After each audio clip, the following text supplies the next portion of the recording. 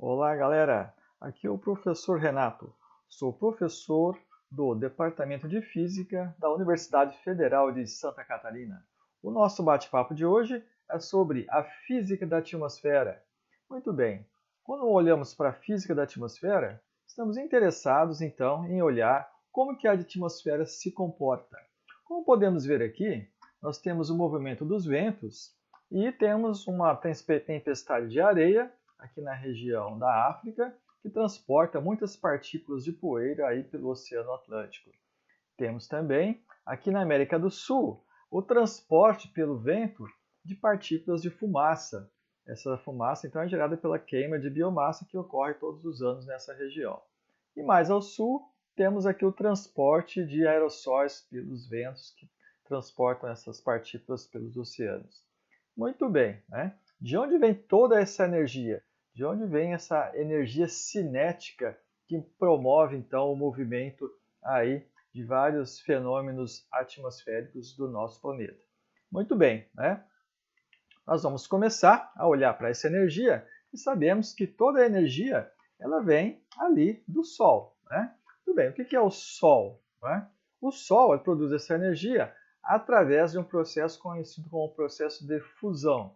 Fusão de hidrogênio em hélio. Então, é uma transformação de átomos de hidrogênio em átomos de hélio. Só que, né, nessa transformação, nós sabemos que sempre sobra um pouco de massa. E temos, né, a teoria aqui de Einstein que mostra que energia está relacionada com massa. E é igual a mc ao quadrado, em que c é a velocidade da luz. Muito bem. Se nós temos então um excesso de massa, temos produção de energia. O Sol, né, a cada segundo, destrói milhões de toneladas de massa de hidrogênio e nessa transformação gera então milhões de joules de energia.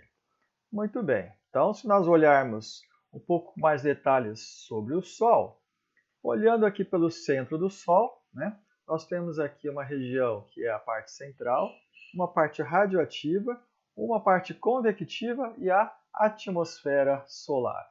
Muito bem. Isso aqui é uma região de alta densidade e temperaturas muito altas. Esta produção, então, de energia tem ocorrido aí nos últimos 4 bilhões de anos. E o produto dessa fusão, né, são neutrinos, fótons, principalmente de radiação gama, e depois, conforme os fótons transferem energia para o plasma ambiental do Sol, eles vão perdendo energia e aumenta o seu comprimento de onda. Ou seja, começa a ter, então, comprimentos de onda aí no espectro do visível. Muito bem, só que nesse caminho que o fóton faz para escapar aqui do centro do Sol, é um caminho muito tortuoso e o fóton demora 30 bilhões de anos para escapar. Ou seja, a luz que nós vemos foi gerada no tempo do Oligoceno, quando os continentes estavam começando a se organizar como são hoje. Muito bem, olhando um pouco com mais detalhes então aqui na região central do Sol, podemos ver, né, que nós temos aqui uma região aqui de central com temperaturas muito altas, né, e essa radiação ela vai se propagar então atravessando aqui a região de convecção e depois chegando na fotosfera, na cromosfera e na corona, que é essa região mais externa aqui onde está o Sol. Muito bem. Se olharmos, então, do ponto de vista da heliosismologia, que é uma área da física que estuda, então, o Sol, podemos ver aqui detalhes, né, obtidos aqui através de observações feitas ali no Monte Wilson. Né? Então, nós temos aqui regiões de convecção solar, ou seja, se nós olharmos aqui os mapas de velocidades verticais, nós temos aqui as regiões vermelhas representando o movimento para baixo e as regiões azuis movimentos para cima, ou seja, um movimento de convecção solar. Mas o Sol ele tem uma rotação, né? E ele tem uma rotação diferencial entre a sua linha do Equador, que tem aí um período de 25 dias de giro, né?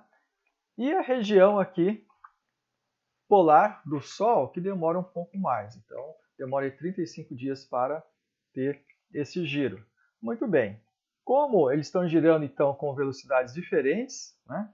Nós temos aqui também um mapa que nos dá, né, a velocidade de rotação aí das regiões solares, né, em função aí da sua região central, né? Esse aqui é o raio solar e aqui então ele demora aí da ordem de 27 dias, né, para dar um giro a parte central, e as partes externas, cada uma então tem uma velocidade diferente em função da latitude. Muito bem. Quais as consequências desses giros, né? Como nós temos aí então esses giros diferenciados, acaba gerando fortes campos magnéticos na superfície solar. Esses campos magnéticos vão gerar então aí tempestades solares, né? Estão envolvidos então com esses campos magnéticos fortes, e aí nós temos então a emissão de plasma na sua superfície com temperaturas, né, muito altas. Essas regiões aqui de violeta da ordem de 1 megakelvin e as outras regiões aí da ordem de 1 a 10 mil kelvins, né? Megakelvins, aqui então essa parte verde, 10 megakelvins. Então são regiões muito quentes, né, que estão emitindo então aí partículas que vão, né? E o Sol tem um espectro, né?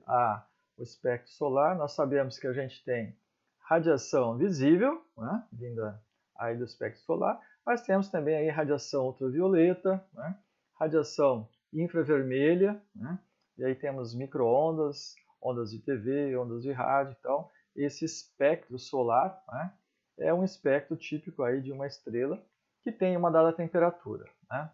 Se tiver temperaturas diferentes, aí o pico máximo aqui do espectro é diferente. Então, nós temos aqui, por exemplo, né, 3 curvas, né, de espectro de 3 temperaturas diferentes: 5.000 kelvins, 6.000 kelvins, 7.000 kelvins. O Sol tem uma temperatura de superfície da ordem de 6.000 kelvins, aproximadamente. Então, é uma estrela, né, que tem aí um espectro. E nós temos, então, o espectro de radiação que chega no topo da nossa atmosfera, só que a radiação que chega na superfície é menor, né? E essa diminuição ocorre principalmente devido à absorção aí de vários gases, né? Como vapor d'água, CO2 e outras partículas. Muito bem, essa radiação virá em direção ao nosso planeta, né? E nós sabemos, né, que o nosso planeta está localizado aqui numa distância bem confortável, né? Ou seja, nós temos uma quantidade de radiação que chega, né, em comparação com os outros planetas, né, possui então aí uma atmosfera, né, interessante, né, composta de vários gases que vão interagir com essa radiação que está chegando no nosso planeta, né? Isso é extremamente importante para aí a presença de seres vivos no nosso planeta. Muito bem, o que nós temos na nossa atmosfera? Primeiramente, vamos olhar a sua composição. Nós sabemos que temos principalmente gases, né? Aqui que são o nitrogênio e o oxigênio, chega aí a ter 99%. E aí temos outros gases, né? Os gases nobres, argônio, neônio, né, hélio, partículas de poeira, como nós vimos, vapor d'água, CO2, metano, dióxido nitroso, ozônio e nuvens. Então, essa aqui é uma imagem, né, da nossa atmosfera solar, um perfil atmosférico mostrando então as várias camadas aí do nosso planeta, né? Muito bem. Essa radiação vai chegar aqui no nosso planeta, né, e vai encontrar o quê?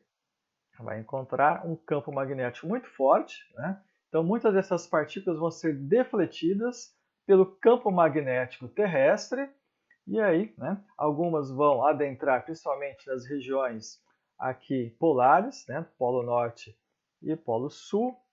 Isso aqui vai ter, então, né, algumas consequências. Nós sabemos que o nosso planeta é como se fosse um magneto, né? Ele tem um campo magnético e ele tem então aí seus campos, né, associados então como se fosse um ímã, né?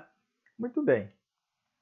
O que acontece quando essas partículas chegam então no topo da nossa atmosfera? que nós temos lá? Então, nós temos bastante nitrogênio e oxigênio. Essas partículas carregadas, quando chegam e encontram essas moléculas, nitrogênio e oxigênio, elas fazem um processo aqui de alteração, né, da posição do elétron dessas moléculas, e esse elétron ele pula então para um estado mais energético, né, por causa dessa radiação que chegou. E aí, quando o elétron volta para o seu estado fundamental, né, aí ele emite um fóton de energia, que é, né, um espalhamento que dá origem então ao que a gente chama de aurora, né? Isso aqui então é uma aurora boreal que ocorre no hemisfério norte e temos a aurora austral que ocorre ali no polo sul. Então é um dos fenômenos que ocorrem na nossa atmosfera, né, devido ao campo magnético. Um detalhe interessante é que aqui na região do Atlântico Sul, que engloba inclusive a América do Sul, nós temos uma anomalia magnética, ou seja, uma região de fraco campo magnético. Essa região é uma região interessante, de muito interesse para nós, né? Porque temos uma diminuição então do campo magnético nessa região. Muito bem, muitos sensores, né, de ultravioleta da sonda Galaxy e outros são desligados nessa região porque eles não funcionam muito bem, porque nós temos aí uma grande quantidade de partículas cósmicas chegando devido a esse enfraquecimento aí do campo magnético. O próprio telescópio Hubble não faz observações quando está passando por essa região, né? Então, é uma região que temos um fraco campo magnético e temos um maior fluxo aí de raios cósmicos. Então, é uma região de muitos estudos. Muito bem, um pouco mais abaixo da nossa atmosfera, aqui na estratosfera, nós temos então partículas de ozônio, né? E o ozônio interage então com os raios ultravioleta. Então, aquele espectro, nós temos aí ultravioleta A, B e C, né? O ultravioleta A é o que a gente absorve quando vai para a praia, né? Pegar um solzinho, ok? O ultravioleta B ele transporta aqui parte do seu espectro, e o ultravioleta C é totalmente absorvido pelas moléculas de ozônio, né? Então a molécula de ozônio vai absorver essa radiação, né, quebrando a molécula, então ela tem um papel, né, fundamental aí na proteção desses raios nocivos aqui, que são os raios ultravioleta, principalmente ultravioleta C, né? Com essa absorção, nós temos aqui uma região de temperaturas até mais altas aqui na estratosfera. Muito bem, só que a gente tem, de vez em quando, a gente tem aí uma diminuição da camada de ozônio. E essa é uma das grandes preocupações, né? Essas mudanças ocorrem principalmente nos meses de setembro. E aí nós temos aqui um exemplo, né, de variação das medidas da camada de ozônio, que é então uma camada protetora aí aos raios ultravioleta. Muito bem. Parte dessa radiação, então, no espectro visível, quando encontra moléculas de nitrogênio e oxigênio, podem espalhar, né, principalmente radiação da cor azul. Então, o azul é mais espalhado, e aí nós temos, então, o que a gente chama de espalhamento Rayleigh, né? Então, o espalhamento das cores aí no espectro próximo do azul. Quando nós temos partículas maiores, nós temos um outro tipo de espalhamento Mie, né? Partículas maiores, como as gotículas de água, de nuvem e aerossóis, elas tendem a espalhar igualmente todos os comprimentos de onda. E aí nós temos, então, uma cor mais esbranquiçada, que são as cores, então, aí vista nas nuvens, né? Se você for pegar, né, um dia de praia no fim de tarde, né, a gente sabe que a radiação, conforme ela vai sendo transportada pela atmosfera, boa parte do azul é espalhado, né, e o que sobra, então, são os tons de vermelho, do nosso espectro de radiação. Então, por isso que tem essa cor avermelhada, principalmente no fim da tarde, né? Tem a ver, então, com o espalhamento. Muito bem, e aí nós temos os gases, né? Principalmente os gases do efeito estufa, como o CO2. O CO2 é uma molécula tridimensional, né? Nós sabemos, um carbono, 2 oxigênios, né? A concentração desses gases tem aumentado bastante, principalmente devido à queima de combustíveis fósseis, né? E o que o CO2 faz é quando ele recebe radiação, ele transforma a radiação em energia cinética. Então, ele vai, né, se transformar num oscilador. Então, aqui a gente tem um exemplo, né, do espectro aí de absorção e transformação de energia aí pelo CO2, de energia radioativa em energia cinética. Muito bem, né? Quando nós olhamos, então, para os campos de CO2, né, nós podemos ver aqui o hemisfério norte tem um papel, né, importante aqui de emissão. Esses tons de vermelho são concentrações maiores de CO2. Né? Nós podemos ver aqui, em função da época do ano, o inverno, né, do hemisfério norte tem muito mais CO2, porque as plantas ainda estão, né, com poucas folhas e a fotossíntese aí é diferenciada, né, em comparação com o hemisfério sul. Posteriormente, quando chegar então a primavera e o verão, né, as concentrações começam a diminuir no hemisfério norte e posteriormente vai aumentar um pouco mais aqui no hemisfério sul, né? Muito bem, né? Nós sabemos que no mês de agosto nós temos aqui muitas emissões de CO2, né? Esse aqui é um exemplo de pontos de fogo, né, na região aqui amazônica, né? Então, todos os meses de agosto nós temos aí muitas emissões, né, na nossa atmosfera de partículas de fumaça, né, que vão ser então transportadas aqui para as regiões aqui mais ao sul do nosso continente, né? Tudo bem. E o CO2, se nós olharmos para a concentração de CO2 aí para mais de 1000 anos atrás, né? Daqui a pouco eu vou falar como é que a gente pode estimar o CO2 para tanto tempo no passado, né? Ele nunca passou desse nível aqui, esses últimos 1000 anos, né? E agora nós temos, né, aqui mais de 400 partes por milhão, né, de concentração aí de CO2. Muito bem, esse CO2 está aumentando, né? O metano, também um outro gás que também transforma energia radioativa em energia cinética, é o CH4, né? Tem 5 átomos. O metano também tem aumentado bastante aí nos últimos anos, né? Então a gente pode ver que inclusive tem, né, aqui uma oscilação devido então aos ciclos anuais de absorção e emissão de metano. Muito bem, essa energia vai chegar no nosso planeta, né? Energia radioativa, mas nós sabemos que o nosso planeta tem uma inclinação, né? Inclusive a palavra clima vem de inclinação. Devido a essa inclinação, então nós temos mais energia chegando aqui no hemisfério norte, no verão do hemisfério norte, menos no hemisfério sul, e aí depois isso, né, se altera, e aí quando o sol estiver então iluminando mais o hemisfério sul, nós temos aí o verão do hemisfério sul. Muito bem, o Sol vai chegar trazendo essa energia, parte dela vai chegar na superfície e nós começamos a ter então regiões mais quentes, em que o ar quente sobe, e aí nós temos, né, as células atmosféricas, aqui conhecida como célula de Hadley, aqui a célula de Ferrel. Então nós temos aí, né, regiões em que começamos a ter aí o transporte de massas de ar quente e massas de ar frio, né? Se nós olharmos aqui o avanço de uma massa, né, fria do sul, nós temos aqui massas quentes vindo do norte, então nós temos aqui, né, o que a gente chama de uma região de baixa pressão, acaba gerando um ciclone nesta região.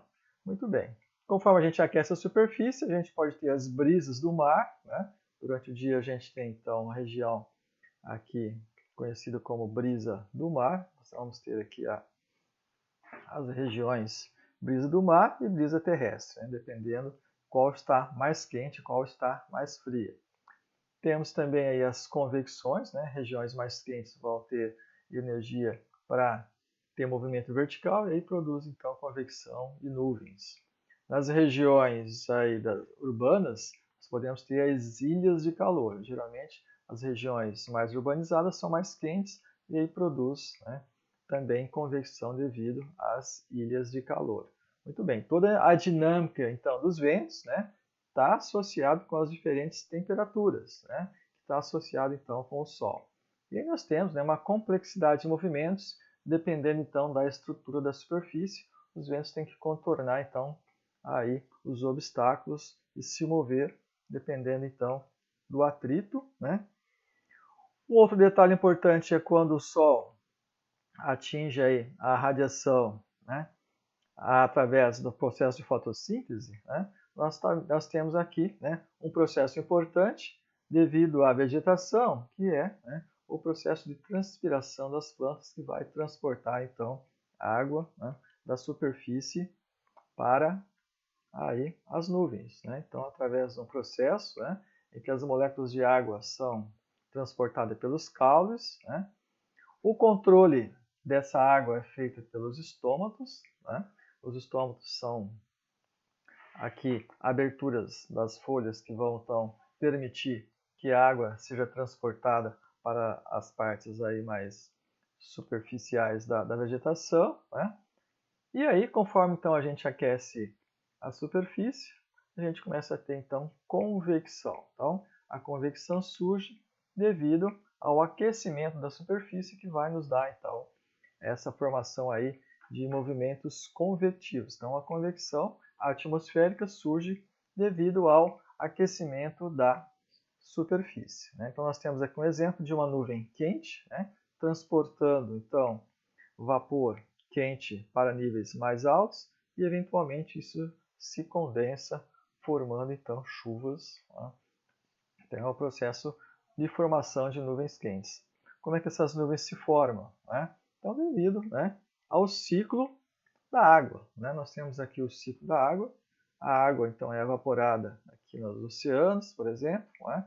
Essa água é transportada para os continentes, aí temos as chuvas, e aí temos as infiltrações e o transporte de água que vão então de volta para os oceanos, e aí temos todo um ciclo que envolve então a água. Né? Então a água é um bem importante no nosso planeta, na nossa atmosfera, estamos, né, sempre de olho na água e nos seus movimentos. Né? Aqui nós temos movimentos chamados, né, movimentos verticais, que tem aqui um forte movimento circular, né? E aí acaba produzindo eventualmente tornados, que são aí um dos fenômenos atmosféricos de estudo importante. Né? As frentes frias, né? Então quando a gente tem uma massa de ar frio vinda do sul, como o vento frio, né? A massa de ar frio é mais pesada, ela acaba então empurrando as massas de ar quente e essa subida de massas de ar quente acaba produzindo então chuvas. Por isso que nós temos, né, geralmente chuvas quando nós temos o avanço das frentes frias. Tem a ver então com esse transporte. Temos os furacões, né? Os furacões também são uma maneira de você transportar energia, né, de um local para o outro. Né? Então nós temos aqui o evento de um furacão conhecido como furacão Idai, né? Ocorreu em março do ano passado. E os furacões, então, eles têm, né, muita energia associada a eles. Né? Então eles têm aqui evaporação, né, e acabam alimentando, então, aí o furacão com bastante vapor d'água. Né? Então, quanto de energia tem um furacão? Nós podemos fazer uma estimativa, né? Devido à transformação da energia solar em evaporação, né? A gente tem aí uma energia estimada, né, de 10 a 17 kJ. É uma quantidade muito grande, né, de energia. Estima-se que essa energia é da ordem de 4,6 milhões de bombas nucleares iguais àquelas que foram jogadas então em Hiroshima. Né? Nós temos aí uma área da física que se chama microfísica de nuvens. Então, a microfísica de nuvens, ela tem interesse de entender, né, a formação dos processos microfísicos que envolvem, então, a formação de nuvens. Né? Então, o processo de formação de uma nuvem está associado, então, com aí, a microfísica. Então, é a formação, né, das moléculas aqui de água, a transformação delas em gotas, né? Geralmente a gente tem um núcleo de condensação muito pequeno, né? Esse núcleo, então, ele permite que você tenha, né, o aumento do tamanho das gotículas e depois ela se transforma numa gota de chuva, né, da ordem de alguns milímetros. Então a gente tem aí uma escala, né, de crescimento muito grande, por isso que é chamado de microfísica. Então, a parte aqui de processos, né, que envolve micropartículas. As nuvens frias, né, que são as nuvens que têm gelo e neve, né, elas também têm processos parecidos, né? Então, usualmente, a gente tem aí, quando a gente tem nuvens quentes, as partículas geralmente são um pouco mais esféricas, né? E quando a gente tem cristais de gelo, a gente tem partículas que são aí, tipo, né, cristais, né? Que tipo de núcleo de condensação vai promover o crescimento dessas nuvens frias, né? São várias partículas. Iodeto de prata, iodeto de chumbo, meltadeído, caulinita. Então, são partículas, são cristais que conseguem, então, se encaixar na molécula de H2O, a molécula de água, e permite, então, o crescimento do gelo ao redor desses cristais. Então, processo interessante, né? Que envolve a microfísica de nuvens. E aí temos também, né, dentro de uma nuvem, os processos de colisão. Então, o processo de colisão, quando você tem uma gota grande caindo, ela pode coletar as gotículas menores e crescer, então, devido à adesão dessas partículas. Então, é um processo conhecido como processo de colisão e coalescência. Coalescência é a adesão dessas partículas, né? Muitas vezes, quando nós temos a queda de partículas de gelo, ela vai também coletar as partículas que estão à sua frente, vai crescer, produzindo então aí flocos maiores, pode ser então flocos de neve, né? Dependendo da temperatura, então, essas nuvens frias, elas podem ter então uma mistura de partículas, desde gotas supercongeladas, ou seja, gotas líquidas que estão a temperatura abaixo de 0 graus, e temos aí também as partículas, né, de gelo. E essas partículas, elas podem ter várias formas diferentes. Pode ser aí um cristal, né, do tipo aqui dendritos, que chama, né, parece aqui uma folha, né? Pode ser placas, né? Pode ser colunas. Então, são vários tipos, né, de partículas muito diferentes, né? Tem a ver, então, com o crescimento da formação aí das nuvens frias.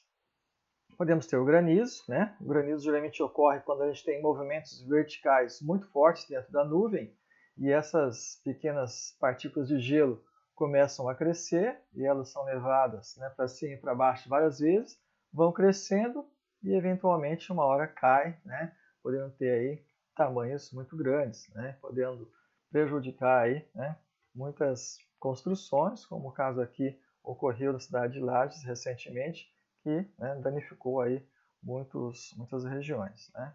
Muito bem, então esses são os processos de nuvens, né? Nós temos vários tipos de nuvens, né? Então nós temos as nuvens baixas, né?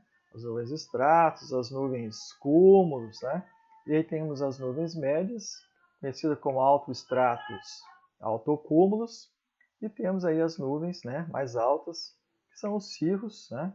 E aqui nós temos uma nuvem que é a cumulonimbus, é uma nuvem que tem aí um processo que vai, então, aí quase toda a atmosfera. Algumas nuvens são eletrificadas, né? O movimento de gelo dentro das nuvens produz aí umas cargas, né, que ficam localizadas em diferentes regiões da nuvem, e a gente pode ter, então, né, uma possível descarga elétrica associada, então, a essa separação de cargas que ocorrem nessas nuvens. Muito bem. Se nós olharmos para a atmosfera, né, se nós quisermos prever o movimento atmosférico, nós temos que usar aí algumas leis físicas. Uma delas é a segunda lei de Newton, né, que nos dá aqui a aceleração, ó, a variação da velocidade com o tempo, a aceleração. E a gente considera aqui as forças que vão implicar nessa mudança de aceleração, que envolve algumas forças, tipo forças de pressão atmosférica, atrito, a força de rotação, processo de Coriolis, e os transportes, né, que envolvem, então, velocidades U, V e W das três diferentes direções possíveis. Temos uma equação aqui para a temperatura também. A temperatura também vai variar. Então, as temperaturas vão mudar em função dos transportes vindo, então, de diferentes regiões, né? E aí temos variações aí também locais que envolvem fontes de calor, né? Por exemplo, radiação. A radiação vai alterar a temperatura, né? Mudança de fase. Você tem transformação de fase, passando do líquido para o vapor, ou vapor para o líquido, você acaba tendo também mudanças de temperatura. Uma conservação para a água, né? A quantidade de água vai se conservar, ou ela está no estado líquido, gasoso ou sólido. A equação de estado, né? Então, se nós tivermos variação de pressão, vamos ter variação de temperatura. Se temos variação de pressão, a gente pode alterar aí a velocidade, né? Se temos alteração de velocidade, a gente altera os transportes de temperatura. Então, essas equações aqui estão interligadas, né? Ainda não existe uma solução analítica para essa equação, conhecida como equação de Navier-Stokes. Existe um prêmio de $1 milhão para quem conseguir solucionar esse grupo aqui de equações, né? O prêmio pode ser solicitado aqui pelo Instituto Clay de Matemática, depois vocês podem dar uma olhada e tentar conseguir, né? Como nós não temos ainda uma solução analítica, nós temos que ter uma solução numérica, né?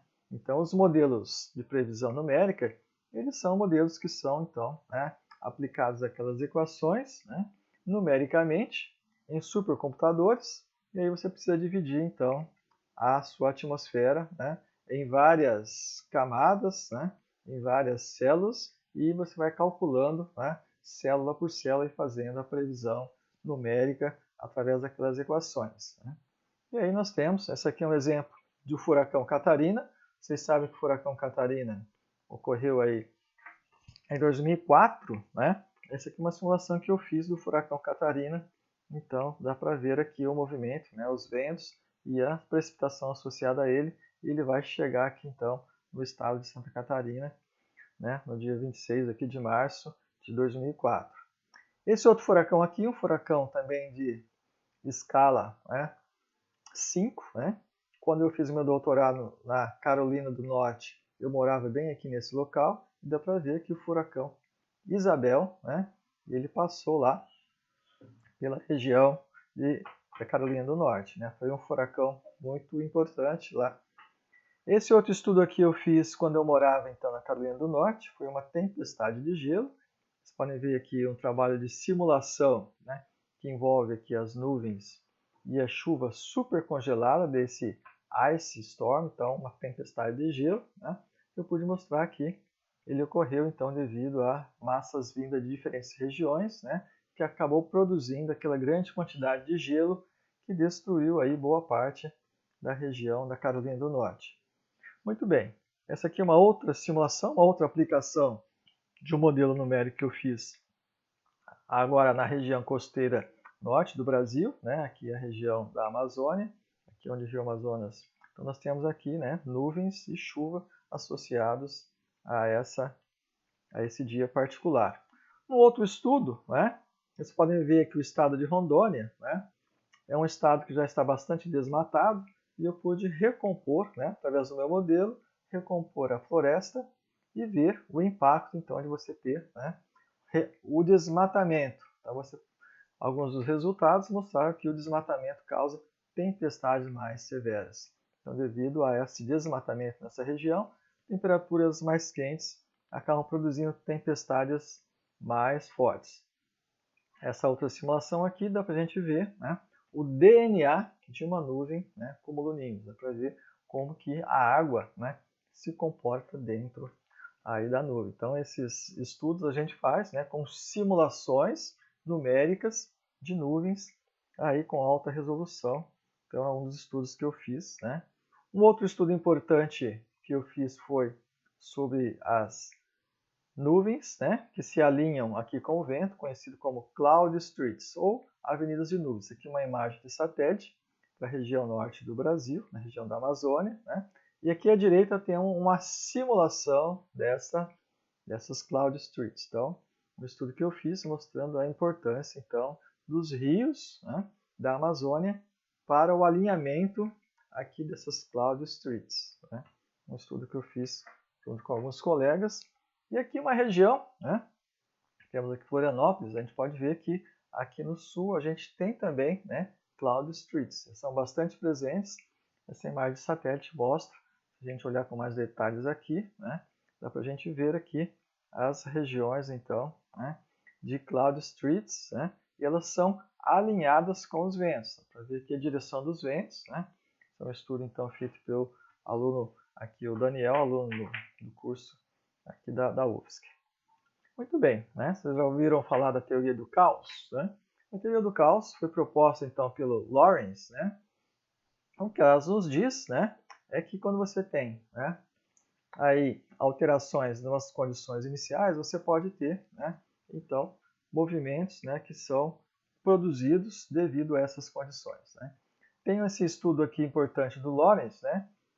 Será que, né, o bater de asas de uma borboleta no Brasil pode produzir tornados no Texas, né? Então, é um artigo importante do Lawrence que foi produzido por ele, né, para explicar a teoria do caos.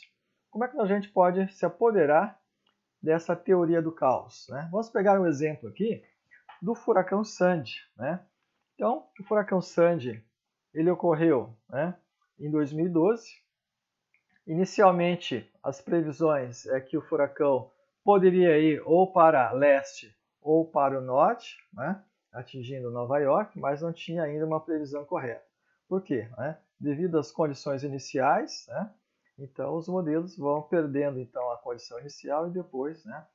Então a teoria do caos, né, ela é usada aqui para você então produzir possíveis cenários, né, com pequenas variações da condição inicial. Você pode ter aí, né, diferentes previsões. Então aqui já seria uma previsão do dia 24 de outubro, né, feita no dia 24 de outubro para o dia 26. Então dá para ver aqui que o furacão Sandy poderia, né, chegar aqui na América do Norte ou ir, né, em direção a leste. Passados alguns dias, as previsões então, né, convergiram, ou seja, pequenas produções aqui da condição inicial, né, das observações, você poderia então ter, né, a maioria das previsões, né, sugeriam que o furacão chegaria em Nova York como chegou, né? Então, a teoria do caos nos dá então a possibilidade de você ter uma pequena variação aí da previsibilidade, né? E o passado, né? Como é que a gente olha aí o clima do passado? Isso de algumas maneiras, né? Uma delas é coletar cilindros de gelo, né, nas regiões aí polares e aí, né, a fazer uma análise das partículas que foram aprisionadas, né, por esses milhares de anos aí, né, você saber que tipo de partículas, né, gases que ficaram aprisionados aí. Uma outra maneira são os cilindros, né, de árvores. A árvore vai crescendo então em função do clima. Alguns anos ela cresce mais, outros anos cresce menos, e aí você pode então, através desses cilindros, fazer uma estimativa do clima que ocorreu no passado, né? Outros procedimentos envolvem aí, então sedimentos, né, e lagos, que a gente tem então partículas que ficam aprisionadas com o tempo. Muito bem, como é que o clima, né, como é que a gente pode explicar aí a variação do clima, né? A gente tem aqui temperatura, né? A temperatura está aumentando, né? Nós podemos olhar aí a variação natural do clima, né? Ela tem aí uma variação. Temos os vulcões, né? Os vulcões também têm um impacto aí na temperatura da superfície, né? Temos o efeito dos gases do efeito estufa e temos aí a variação solar, né? A gente pode ver que o único que explica, né, esse aumento de temperatura são os gases do efeito estufa, né? Então, é isso que a gente tem que, né, prestar bastante atenção, né? Porque nós podemos olhar, né, por exemplo, a radiação solar, né, se a gente olhar aí nos últimos, né, mais de 100 anos, ela tem uma variação, né, mas ela não explica esse aumento de temperatura que tem ocorrido aí nos últimos anos, né? Então, nós sabemos que o Sol não tem capacidade de alterar, né? Se nós olharmos aqui, né, as variações de temperatura, né, a gente pode ver que as temperaturas foram variando, né, aqui milhares de anos no passado, né, e a gente pode ver que, né, as temperaturas agora, né, começaram a ter um aumento muito maior do que ocorreu nos anos aí do passado, né? Muito bem, eu tenho um estudo aqui feito com os colegas da UFSC, né, que a gente usou um modelo climático global para estudar o climas aí do futuro, né? Alguns resultados mostraram então que as temperaturas aí do nosso país devem aumentar aí nos próximos anos, né? Chegando aí ao final do século com temperaturas que podem chegar, né, da ordem aqui de 5, 6 graus, né, principalmente aqui na região da Amazônia, né, um pouco menos aqui no sul. E as chuvas, né, devem diminuir na região aqui do Nordeste e aumentar aqui um pouco mais ao sul, né? Mas aí, né, temos uma diversidade aí de possibilidades futuras, né? Quando a gente olha para o clima futuro, a gente está interessado então na frequência de eventos, né? Aqui eu tenho um exemplo de um estudo feito pela aluna de pós-graduação aqui da UFSC, né? E que ela estudou então, né, as temperaturas, né, presentes, dos anos presentes e do futuro, né?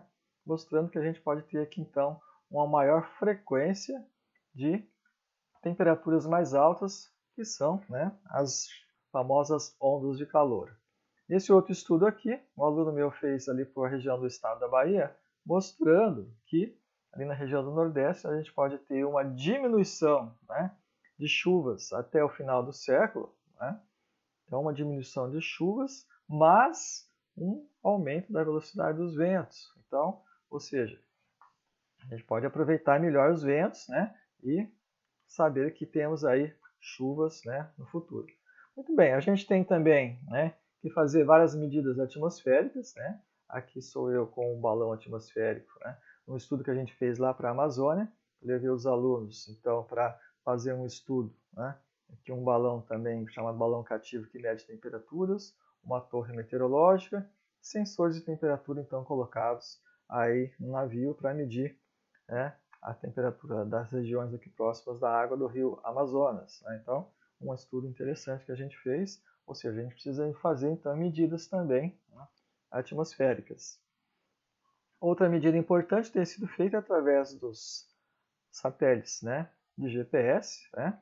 Nós sabemos que a gente pode usar o sinal do GPS para se comunicar, mas um dos estudos agora, né, tem usado a refração dos raios do GPS, né, para fazer estimativas aí de perfis, né, atmosféricos. Então, você pode usar o processo de refração da luz, né, que ocorre devido às diferentes quantidades de vapor e calor da atmosfera, ele vai alterar a refração e dependendo desse índice de refração, você converte então em temperatura, né? Faz um inverso passado.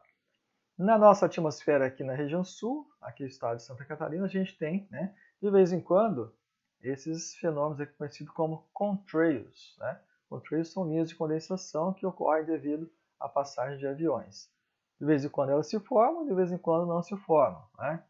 A Vanessa, a aluna aqui da UFSC, fez um estudo e mostrou que, né, geralmente as temperaturas são muito baixas quando os aviões estão passando, então, aqui e eventualmente pode formar essas nuvens, né? Bom, a gente tem que prestar sempre atenção na nossa atmosfera, né? De vez em quando nós temos aqui, né, erupções vulcânicas na costa oeste da América do Sul, que pode trazer poeiras aqui para a região leste da América do Sul, né? Então, em julho de 2019, o vulcão Ubinas, né, ali no Peru, essa região aqui tem muitos vulcões, né? Então, muitas vezes pode trazer aí partículas vulcânicas pela atmosfera aí da América do Sul. Muito bem, né? Eu vou terminar por aqui, né? Vou deixar aqui para vocês aqui o meu e-mail, se vocês quiserem me contactar futuramente, né? Sejam bem-vindos, ok? Então esse foi o nosso bate-papo sobre a física da atmosfera, ok? Muito bem, um abraço a todos, né? E até a próxima.